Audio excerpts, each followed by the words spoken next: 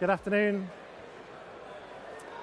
This talk, as you know, is called Can I Have Your Intention, Please?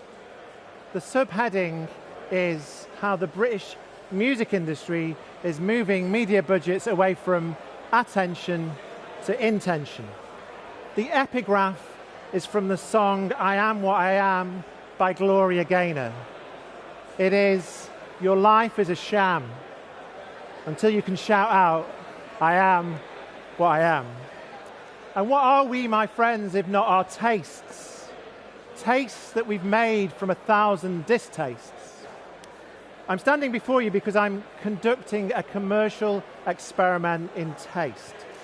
I'm working with music companies and online publishers who would love to know and respond to your taste in music. Now, I'm running this experiment through the lens of something called the intention economy. I'm an intention economist, possibly the first one that you've ever seen. There aren't many of us, but we are recruiting. Today's orthodoxy, of course, is the attention economy. I'm stood on the attention stage. It sounds like the start of a bad joke, doesn't it? An intention economist standing on the attention stage. Now, I became an intention economist after reading a book called The Intention Economy by Doc Searles. Doc makes this prophecy.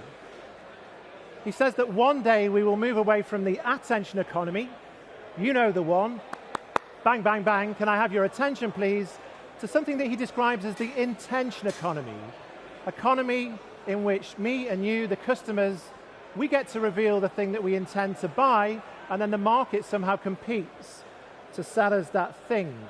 You could think of it as your own request for a proposal. Now, it was reading The Intention Economy that gave me the idea for my music tech startup, Intuit. What if we could tell news websites the music we're into, and they responded with notifications instead of ads, so that we never missed a new release or a gig? Wouldn't that be useful? So at Intuit, we've launched our first product just 3 months ago. It's a Chrome browser extension. This is our page on the Chrome Web Store.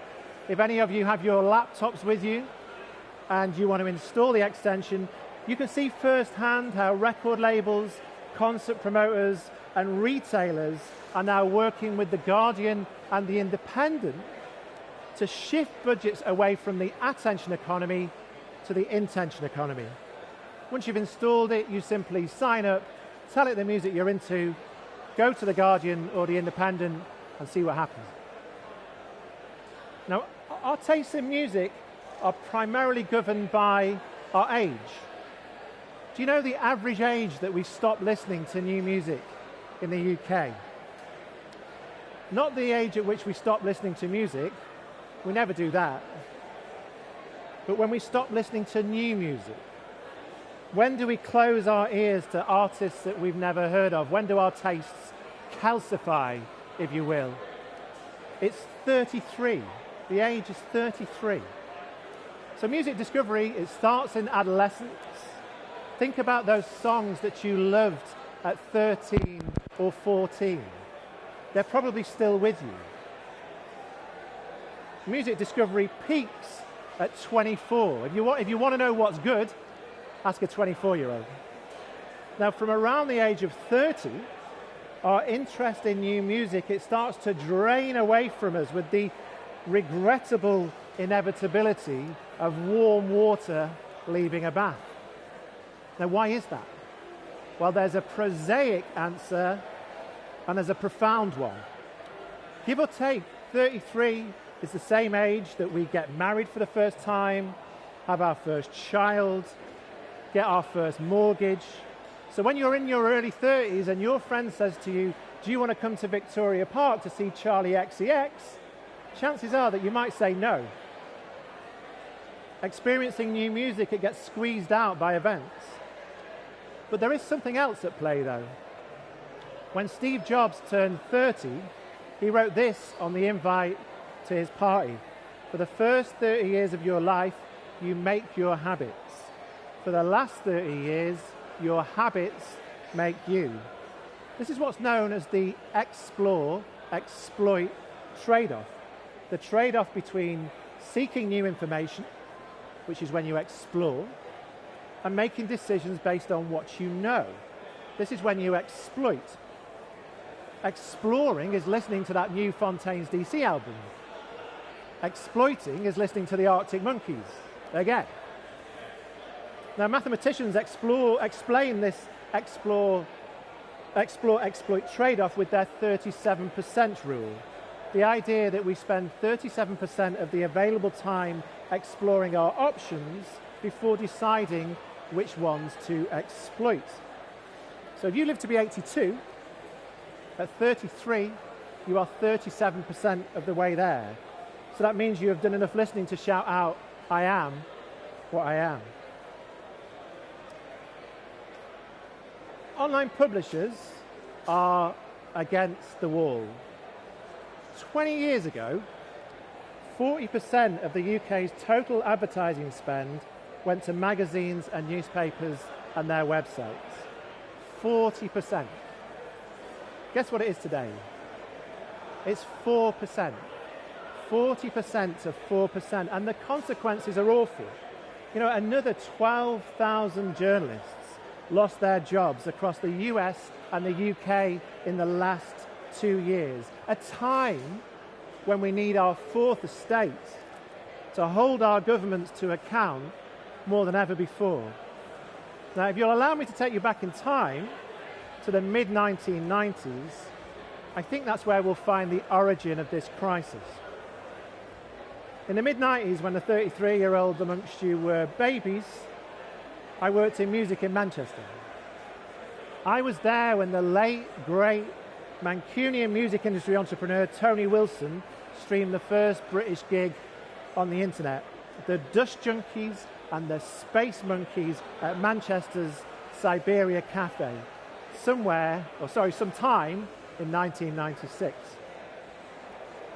Tony Wilson founded the Hacienda nightclub and Factory Records, which was home to Joy Division and the Happy Mondays, and the film 24-Hour Party People is based on Tony's life. Tony would often speak about praxis. Praxis, he'd say, was the idea that you do something because you want to do it, and after you've done it, you find out the reasons why. Now, this definition of praxis, to me, captures the ethos of the mid-90s internet gold rush. Lots of companies figuring out the reason for doing something by doing it. Now, the mid-90s was an exciting time to be in online publishing. The means of production were suddenly in the hands of the few, not in the hands of the many. A hip-hop fan in Glossop could publish a website as easily as the head of Condé Nast in New York. However, this was also the time when the American online publishing industry demonstrated this colossal failure of imagination that triggered the decline of online publishing. What did they do? They invented the banner ad. Now, we should have seen it coming. The great media theorist Marshall McLuhan predicted it in his 1964 book, Understanding Media, The Extensions of Man. This book coined the phrase, the medium is the message. This idea that the medium itself, in McLuhan's day TV, is more influential than the content that it carries, and that the characteristics of the medium shape how we understand and interact with the world. I give you social media, an AI-powered depository for vile and vacuous things where bloated corporate algorithms push our differences of opinion rather than our similarities to divide us from each other as we retreat into our joyless echo chambers. AI 1, humanity 0. Marshall McLuhan also said this: the content of any medium is another medium. He pointed out that when a new medium emerges, it fills itself with material from the medium that came before it. At the start of the 20th century, silent films were just recordings of stage plays. In the 1920s, music hall performers recorded their live routines for radio. When television arrived in the late 1940s, its schedules were filled with the same acts and formats from radio. Websites in the mid-90s, they resembled newspapers and magazines. We used the new technology to create something that looked like the old thing. Before we knew it, the banner ad was introduced to the cookie, and hand in hand, they skipped into the new millennium, ushering in the age of surveillance capitalism.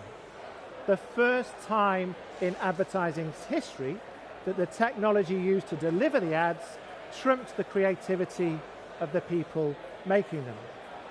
So with creative directors asleep at the wheel, ad tech, as it became known, pursued its own big idea, reducing customers to data points and trading that data.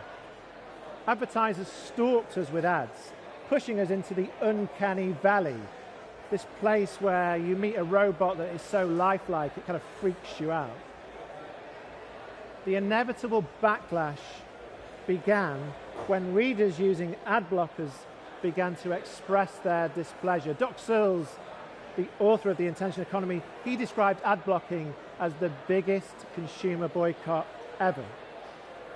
It was also becoming clear that this was a rigged promotional channel, or what economists would call a market for lemons. The sellers of banner ads knew much more about the quality of those banner ads than the buyers. Buyers didn't know that they were buying a peach or a lemon. Now, when you're in a market for lemons, when you're faced with all that information asymmetry, there's only three things you can do. One, tell the seller to prove that they're selling you a peach. Two, somehow prove you're buying a peach. Or three, you just walk away. And that's what most industries did. 40% went to 4%, and the music industry was no exception. I think it's also worth saying, in addition to this, online publishers receive this daily 1-2 punch from ad tech.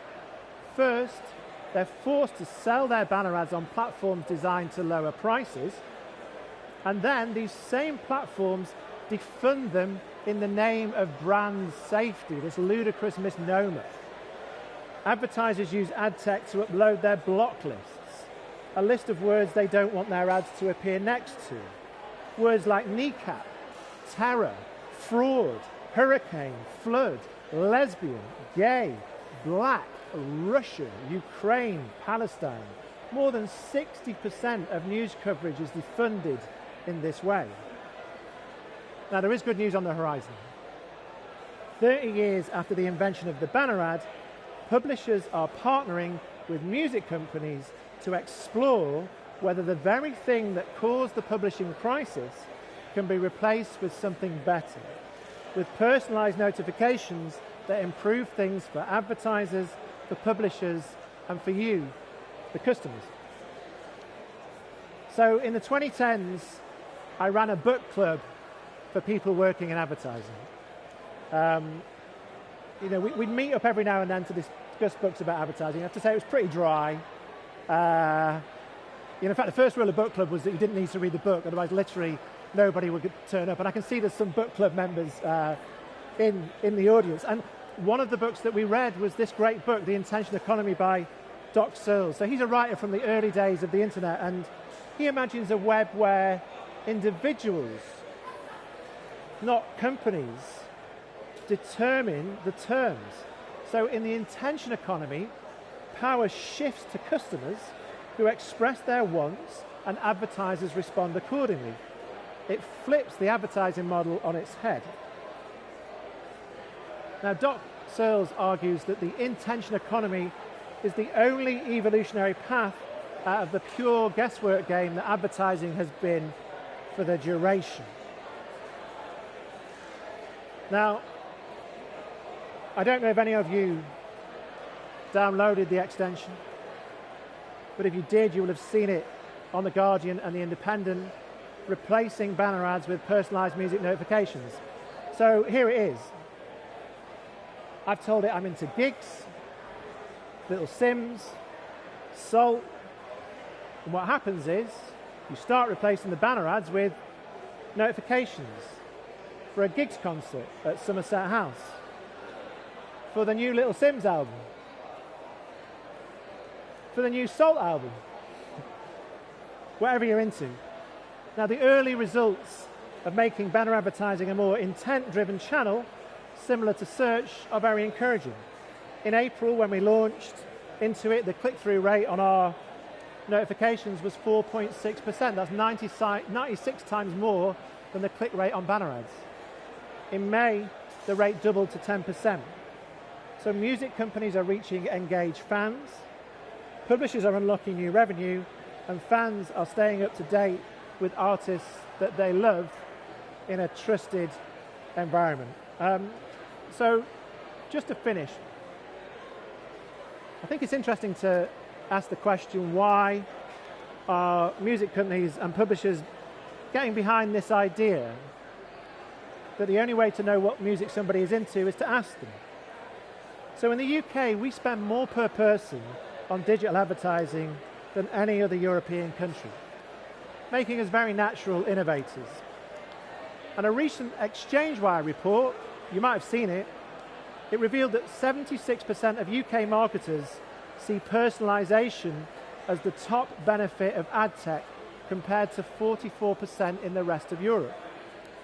Now, did you know that you're minutes away from the best record shop in the world, Rough Trade Records? They're one of our clients. I'm going to embarrass Charlie now because he's in the audience. When Charlie was interviewed by the press about Intuit, he described us as a meaningful new channel for notifying fans about new albums by artists they love in a way that enhances their online experience. Now, this same report, this same ExchangeWire report, it flagged privacy as the biggest barrier to adopting ad tech, especially in the UK, where 52% of marketers said it was a concern, far more than in France, Germany, or Spain. And no wonder. So-called personalization in online advertising has so far come at the cost of privacy, with ad tech rooting in our bins to track and target us without our explicit consent. So what we're doing at Intuit is different. It's not about surveillance, it's about permission. That's the promise of the intention economy right there. Personalization with privacy baked in. Now, UK publishers, they take their lead from the Information Commissioner's Office, which sees privacy as a driver for growth. The ICO has pledged to support more privacy-friendly forms of online advertising, helping publishers move forward towards contextual models that don't rely on tracking. I'm so sweaty that my glasses are literally going to fall off. I'm going to have to hold everything onto my head. We don't use cookies, we don't use trackers, we use intent. We call it intent tech. And that's why the great Ollie Wheatley at The Independent told the Press Gazette he shared Intuit's vision of giving music fans a chance to use The Independent to keep up to date with their favourite artists, and why our champion Richard Reeves at the Association of Online Publishing described Intuit as exactly the kind of partnership model we need to see more of in the digital ecosystem.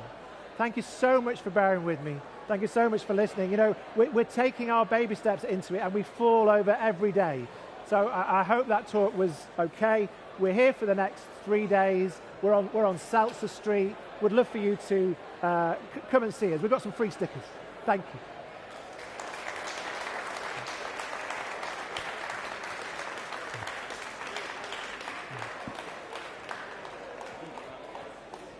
Some water here. My God, Marshall McLuhan, behavioural economics. You've certainly raised the intellectual tone, Lee, but you've. But actually, I don't know if you have. You've matched the tone of at this stage and many of these. Listen, do you have time just for a couple more questions? Yeah, of course. Is that okay? So I thought what's particularly interesting about the sort of the general discussion of how fucked the industry is, right, yes. And perhaps how music offers a template, but also a template for solving that, but also literally a route to solving that. Just think, do you think it's as, obviously you put, we say things on stage, yes. do you think it's as grim as that? Do you think the industry really does have as big a problem as that, or how else might we be able to get out of the mess that we're in? Well, I think the numbers support that, 40% to 4%. Yeah. It's a big drop. We're not the only people pushing for forms of personalization. There's many companies doing that. We just believe in doing it in a particular way. And the thing that we're interested in is to see if somehow we can work with publishers to introduce this idea of replacing banners with notifications at a consent level. Yeah. So the thing that we envisage is you go to a website and they say, do you want cookies, or would you like to replace the banners with notifications? So I do think it is a time of crisis, but often in a time of crisis is when you get, creativity. Yeah, so there's a lot of interesting ideas around this. This is one of them. And I hope it works. Exactly. And what's interesting there is about this idea of permission. Yeah. There. So a lot of the time you think of advertising as, from the Latin and from the French, advertere, to turn towards. Yeah. Something inherently sort of interruptive about that. What you were talking much more is this sort of an ongoing, long-term, opted-in relationship. Yeah. Do you think that would probably? I know what the answer is, but how different do you think that is as a means of communication? Oh, well, I think it's substantially different. As someone who's been using our technology for a good year now, I'm so used to having those notifications on the websites that I'm visiting, namely The Guardian and The Independent. And when it's not there, you miss it. And so the thing that we've envisaged is to make online advertising a bit more useful for all of us by having it as a companion. Yeah. A companion that will tell us about something that to a lot of us is really dear. What's just come out, what gigs happening. To perhaps a Radiohead lyric to end with there. So that advertising is a creep, that you want to miss me when I'm not around. Wow. I can't beat that. So, and it's an astonishing achievement to be able to change the whole nature of the relationship we have with commercial messages. I think offering freedom from advertising as a benefit, it sounds really, really fascinating. But going beyond that, to have a more positive relationship with brands, based on that permission structure, it's fascinating. Guys, thank you so much for your time. Lee, it's been fascinating to hear. Thank you. We wish you the best of luck. Thanks very much. Cheers. Lee Henshaw.